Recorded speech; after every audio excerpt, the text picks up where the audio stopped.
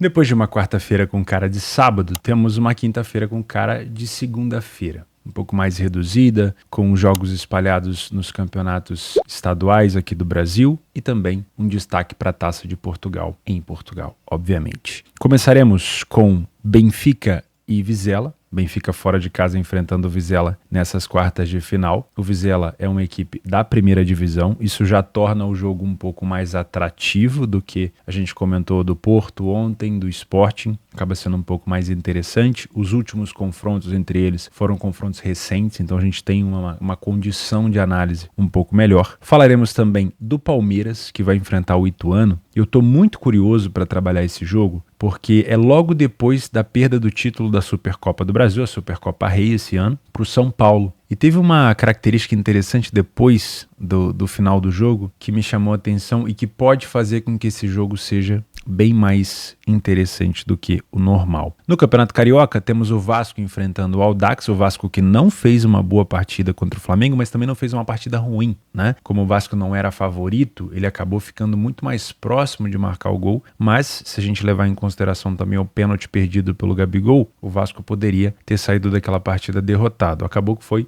um resultado bom, mas não necessariamente uma partida muito boa do Vasco. Perdeu alguns jogadores já por lesão, mas vai enfrentar o último colocado aqui no Campeonato Carioca, um time do Audax que tende a ser mais acessível. Em 6 partidas não marcou nenhum golzinho e perdeu todas as partidas que disputou. E vamos falar também sobre Fluminense e Sampaio Corrêa. No último jogo, o Fluminense só empatou contra a equipe do Boa Vista. Nesse momento é líder do campeonato e pode aproveitar o jogo entre Flamengo e Botafogo para disparar ainda mais na liderança. Temos outros jogos complementares, alguns outros jogos extras, Copa da França, Copa da Turquia, mais um jogo da Taça de Portugal, mas a gente vai falando isso ao longo desse planejamento. Meu nome é Theo Borges, eu espero conseguir te ajudar a fazer o melhor planejamento possível para essa quinta-feira, dia 8 de fevereiro. Antes da gente começar o nosso planejamento de quinta-feira, eu vou convidar você a se inscrever nesse canal se você não for inscrito ainda. Tem muita gente, mais de 30%, agora é 38%, antigamente era 40%, de pessoas que assistem o conteúdo e não se inscreveram ainda. Então você, coração gelado, dá tempo de se inscrever e ajudar esse canal a continuar crescendo. E para ajudar também esse canal a continuar crescendo e espalhando para novas pessoas, você pode também deixar o like no vídeo, não custa nada e é uma ótima forma do YouTube entender que é um conteúdo legal. Tá bom? Estamos chegando na marca de 280 mil inscritos para um canal que fala muito mais de trade, é uma marca muito interessante. Eu tenho tentado conversar com a galera do pré-jogo também, com os Panthers que me acompanham por aqui há muitos anos. É um aprendizado, né? Eu tenho aprendido muito com vocês, mas é um canal que, por enquanto, né, tem um curso hospedado aqui dentro de trade. Eu falo muito mais para o público das exchanges e mesmo assim a gente tem um número de inscritos muito legal. Então eu fico muito feliz, muito contente mesmo de conseguir chegar nessa marca, tá? Vamos começar o nosso planejamento então, falando sobre Benfica e Vizela, um jogo que acontece aqui nas quartas de final da Taça de Portugal, uma competição, como eu falei para vocês ontem, muito mais importante do que a Taça da Liga de Portugal, que vem se tornando importante também, segundo os nossos amigos portugueses, mas essa Taça de Portugal é bem mais importante. O atual campeão da Taça de Portugal é o Porto com 19 títulos e o maior campeão da Taça de Portugal é esse clube aí que está na frente de vocês, o Benfica, com 26 conquistas. Impressionante a distância que o Benfica tem em relação, por exemplo, ao atual campeão Porto. Eu havia comentado no início desse planejamento que o Vizela é da primeira divisão, então a gente vai ter uma facilidade um pouco maior de analisar esse jogo. Mas o Vizela ocupa a última colocação da Liga de Portugal e tem apenas 2 vitórias em 20 jogos. Isso quer dizer que a cada 10 partidas o Vizela ganha um jogo. É impressionante. Tem uma das piores defesas da competição, ficando atrás apenas do Chaves, pelo que eu tô vendo aqui. E tem um ataque bem frágil também, junto com o Famalicão, marcou apenas 18 gols em 20 jogos. Então realmente parece que o Benfica, se entrar por aqui, pelo menos com um pouquinho de intensidade ou com um time pouco titular, pode ter uma vantagem bem grande porque o adversário é mais acessível. O que pode complicar um pouco a vida do favorito é o fato disso aqui ser um jogo único. Toda competição de jogo único, ela ajuda um pouco mais a equipe defasada, a equipe frágil, a equipe considerada como zebra. Porque futebol, no curto prazo, pode acontecer muita coisa, né? O futebol é jogado, a gente sabe disso. É uma caixinha de surpresa nesses curtos prazos. A gente pode ter um Vizela se defendendo muito bem, levando esse jogo para prorrogação, levando para os pênaltis. Não sei se tem prorrogação na Taça de Portugal, mas a equipe pode, numa bola ali, acabar vencendo o jogo, né? Se fosse um jogo de mão dupla, onde o Benfica decidiria na luz, seria muito difícil para o Vizela se classificar. Mas um jogo único acaba sendo de muito entretenimento. É como a Copa da Alemanha, né? Onde a gente já teve o Bayern de Munique caindo, a gente já teve o Frankfurt caindo, o Dortmund caindo, o Leipzig caindo. São equipes que enfrentaram ali equipes da quinta, da quarta, da terceira divisão e foram eliminados, porque é jogo único. E ali é muito mais fácil a gente ter uma zebra, né? Por isso que a gente tem que tomar muito cuidado com a escalação do favorito, com a intensidade que o favorito coloca dentro de campo. Vamos dar uma olhada nos dados do Benfica, se ele de fato jogar como titular, contra o Vizela, e aqui é mais fácil pra gente, porque nós temos duas equipes de primeira divisão, então o nível de enfrentamento é igual. O Benfica saiu na frente em 80% dos jogos fora e o Vizela em apenas 27% dos jogos em casa. O Benfica falha bem menos em marcar, falhou apenas em 10%, o Vizela em 36% e o Benfica fica 50% dos jogos sem sofrer gol. A média de gols marcados e sofridos pelo Benfica é muito superior ao do Vizela. O primeiro tempo do Vizela já é ruim, já começamos aqui com uma boa superioridade do Benfica, 70% de vitória, nenhuma derrota, 10 gols marcados e apenas um gol sofrido. E o Vizela não venceu nenhum primeiro tempo, marca poucos gols e sofre bastante. Então no primeiro tempo, tudo que a gente precisa é que esse primeiro tempo se cumpra no ao vivo, porque no papel, no PDF,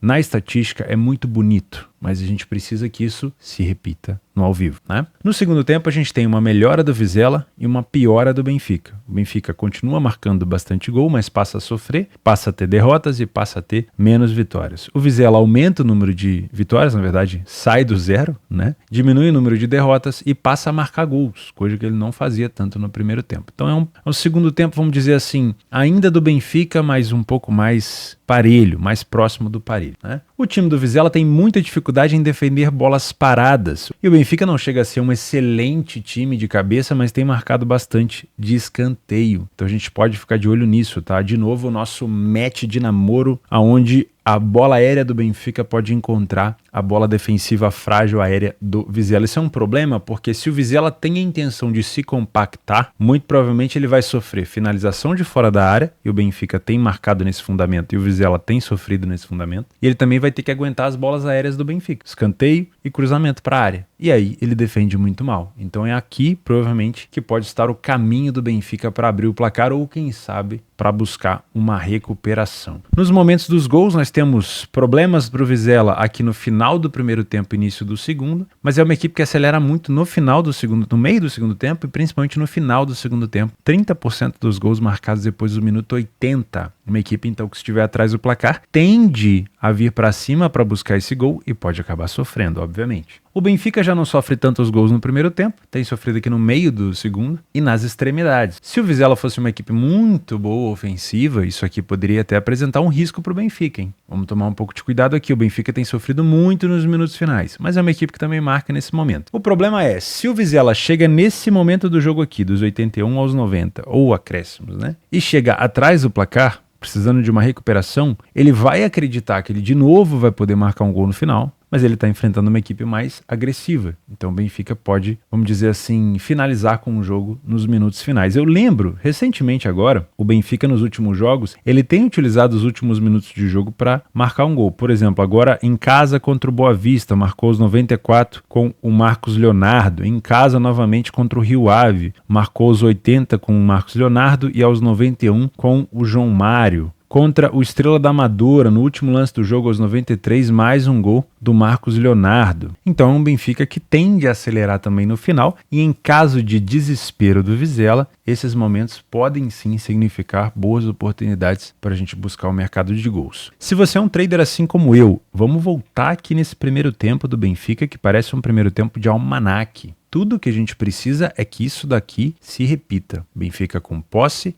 com intensidade, com linha alta, não permitindo contra-ataques do Vizela, penetrando na área, utilizando a bola aérea, que é uma fragilidade defensiva do Vizela, finalizando de fora da área também e recuperando a segunda bola. Isso aqui acontecendo, a gente vai ter estabilidade no preço e vai poder trabalhar a favor do Benfica. A gente não vai ter risco de uma subida brusca do preço do Benfica se o Benfica estiver apresentando esse tipo de agressividade e superioridade. Eu explico bastante sobre essa estabilidade no preço, estabilidade, mobilidade, peso do dinheiro, muito no meu curso de trade que está aqui embaixo e é gratuito, tá? Ele está anexado nesse canal também, mas tem algumas aulas que eu não consigo trazer para cá, porque o YouTube tem direitos autorais, eu não posso passar replay de jogo, então ali no meu site você vai conseguir fazer, ele é completamente gratuito. E você vai aprender a trabalhar dessa maneira numa bolsa esportiva. Não dá para trabalhar dessa maneira numa casa de aposta convencional. Por quê? Porque se precisar fazer um cash out, sair do mercado com facilidade, com agilidade, você consegue muito melhor fazer isso numa exchange. Numa casa de aposta você vai ter sempre um cash out ruim, um cash out péssimo, às vezes nem vai ter um cash out disponível. Então, numa exchange é muito mais fácil, você tem muito mais controle desse tipo de situação.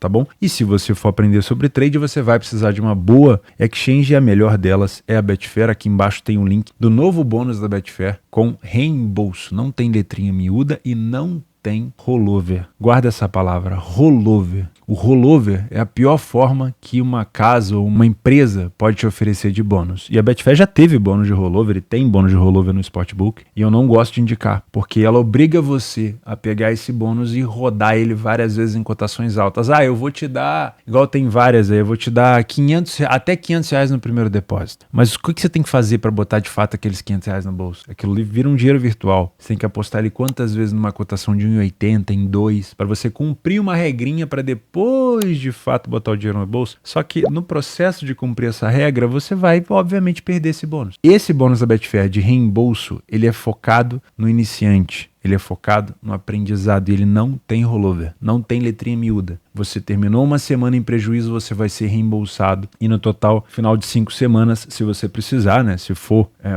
5 semanas muito ruins, você tem até 200 reais de reembolso. Utiliza o vídeo que o William deixa anexado aqui pra gente, para você conhecer mais sobre esse bônus, tá bom? Cuidado, não tô falando para você abrir sua conta na Betfair, não. Só tô falando, cuidado quando você for utilizar bônus de books e de sportbooks, até mesmo da própria Betfair, se for um outro bônus específico. Não é porque eu tenho parceria com a Betfair que eu vou ficar defendendo.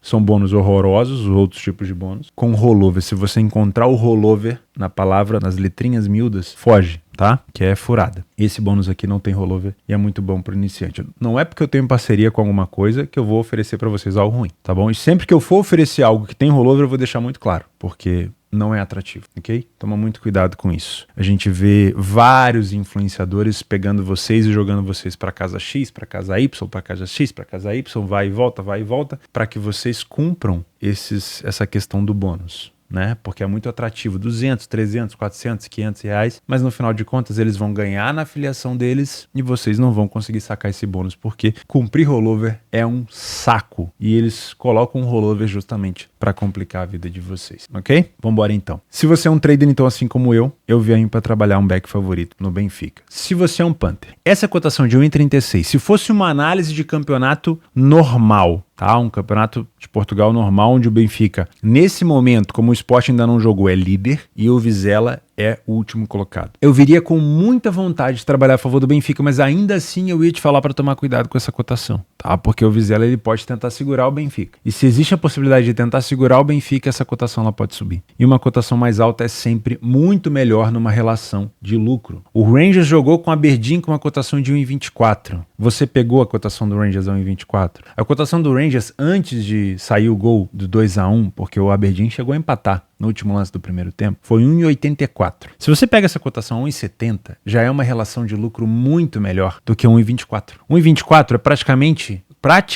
4-1. 1,70 já é muito melhor. Então, esse tipo de cotação esmagada, eu te aconselho a ficar de fora. Espera uma situação diferente. Poxa, o favorito pode abrir o placar cedo, mas ele pode tomar um empate e ter que buscar no final, como foi o caso do Rangers. O favorito pode sair atrás do placar e ter que buscar uma virada ou um empate no final, como é o caso de vários outros favoritos que a gente já viu. E o próprio favorito pode ter dificuldade de marcar o seu gol e demorar um pouco mais, e o gol pode sair ali aos 60, 70 minutos, e você vai ter uma relação muito melhor. Principalmente em times desse calibre, Benfica, Rangers, Porto, são times que se destacam nos seus campeonatos. Essas cotações esmagadas é só para saciar a vontade de clicar. Esse tipo de cotação já está ali dentro, calculado, todo o lucro de uma casa de aposta. Essas cotações oferecidas no pré-live, elas não são oferecidas para você ganhar dinheiro, é para você perder. Então utiliza os lampejos que o futebol oferece pra gente, de um favorito se complicando, tendo mais dificuldade do que o esperado, para fazer dinheiro. E não o óbvio. Não é aqui nas apostas, não é no óbvio que você vai fazer dinheiro. Não é no pré-live em cotações óbvias. Talvez no curto prazo passe a sensação que você esteja ganhando, mas no longo prazo você não vai estar, tá bom? Quero trabalhar mercado de gols. Bom, se você quiser trabalhar mercado de gols, o melhor dos mundos é o Vizela atrás do placar. E a gente já viu que é um Vizela que se expõe muito nos minutos finais. Então pode ser interessante buscar uma situação de over-limite se o Benfica demonstrar interesse, tá? Como o Benfica foi eliminado da Taça da Liga de Portugal, mesmo o Benfica estando nesse momento na liderança do Campeonato Português, em caso do Vizela estar na frente, o Benfica pode, se não tiver com o time titular, começar a colocar os titulares em campo e pode vir para cima com muita agressividade, porque seria mais um vexame o Benfica saindo nas quartas de final de uma competição, que ele é o maior vencedor para um time que na Liga de Portugal está na última colocação e só venceu 2 partidas em 20 jogos. Das últimas vezes que eles se enfrentaram, só pra gente finalizar essa análise, o Benfica venceu na casa do Vizela por 2-1, 2-0 e 1-0 e venceu em casa por 2-1. Em 11 de março de 2022, o Vizela conseguiu segurar o Benfica na luz, tá? Houve essa situação aqui. Não é um Benfica que costuma golear o Vizela, então para você que trabalha handicaps, muito cuidado na sua precificação. Às 21 horas aqui no Campeonato Paulista, eu quero trabalhar o jogo do Palmeiras com o Ituano, muito por conta do resultado do jogo anterior do Palmeiras na final da Supercopa do Brasil, a Supercopa Rei, onde ele perdeu nos pênaltis para o São Paulo e foi o vice-campeão da competição. O time do Ituano, nesse momento, ocupa a segunda colocação do grupo A. Então nós temos aqui um Ituano com, vamos abrir aqui a colocação, ó. O Ituano com 4 pontos em 5 jogos, 3 derrotas, 1 vitória e 1 empate. Não é uma equipe tão forte assim, mas o Ituano já venceu, se eu não me engano, a equipe do Corinthians. Tá aqui, ó, venceu por 1-0, mas foi dentro da sua casa. Fora de casa, o Ituano perdeu para o Novo Horizontino, que vem fazendo uma excelente campanha, empatou com o Palmeiras, ganhou do Corinthians, perdeu para o São Bernardo e só, né, porque aqui é ano passado. O Palmeiras, dentro de casa, venceu o Santos por 2-1 como mandante, né? O Palmeiras de fato não vai jogar, se eu não me engano, no Allianz por conta daquela questão da grama sintética. Acho que ele vai mandar os seus jogos em Barueri, se eu não me engano. Teve o Inter de Limeira por 3-2 e o outro jogo já foi em 2023. E por que eu quero trabalhar esse jogo do Palmeiras? Porque vai haver aqui uma cobrança muito grande por conta da perda do título. No último jogo, nessa disputa de pênalti, após o final, após o goleiro Rafael ter pego 2 penais e o São Paulo ter se sagrado mais uma vez campeão de tudo, né? Tudo que o São Paulo disputa ele ganha. O Abel manteve os jogadores em campo ali. Eu não sei se foi protocolar, eu não sei se foi regra da própria federação,